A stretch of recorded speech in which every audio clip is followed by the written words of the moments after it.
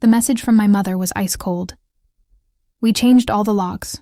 You don't have a home anymore. Let's see how brave you are now." For a moment, my thumb hovered above the screen. I read it 3 times. My jaw clenched, but I didn't reply. Didn't beg, didn't yell. I just smiled. They didn't realize that home wasn't theirs to take.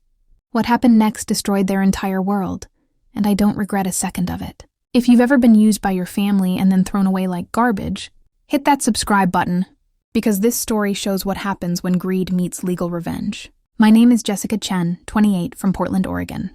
I grew up thinking we were a normal, loving family. My parents, David and Linda, and my younger sister, Amanda. I couldn't have been more wrong. Since I was 14, I was my father's unpaid laborer. Every weekend, holiday, and break, I was fixing gutters, painting fences, mowing lawns, while Amanda got to study, play, and relax. "You're tougher than any son I could have asked for," Dad would say. Mom would smile and say, "Family helps family." They called Amanda delicate, their word for favored. I believed their lies, thinking I was learning hard work and responsibility.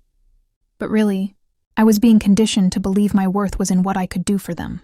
When I got a job, they started asking for help. The electric bill, the mortgage, just until things get better. I paid everything.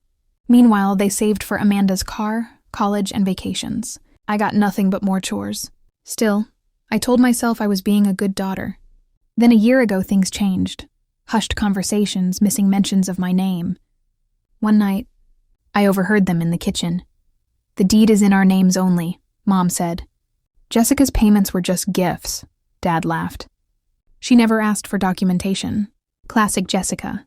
I realized they planned to sell the house, the one I'd poured my money and sweat into, and give me nothing. That night, I didn't confront them. I opened my laptop and started studying property law.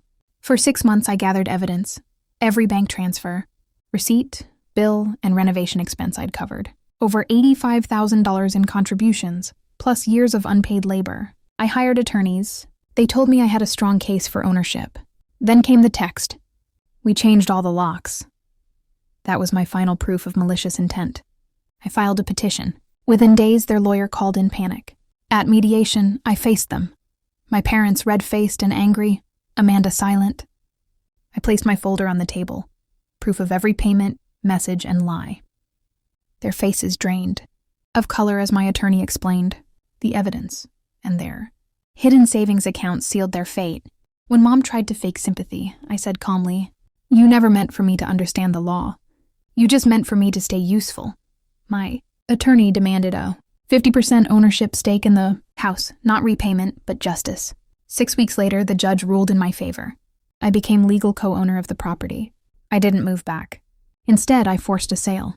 The house sold for $680,000, my share, $340,000 after fees. The same house they planned to use for their retirement became their downfall. They were left with barely enough for a small condo. I bought my own townhouse.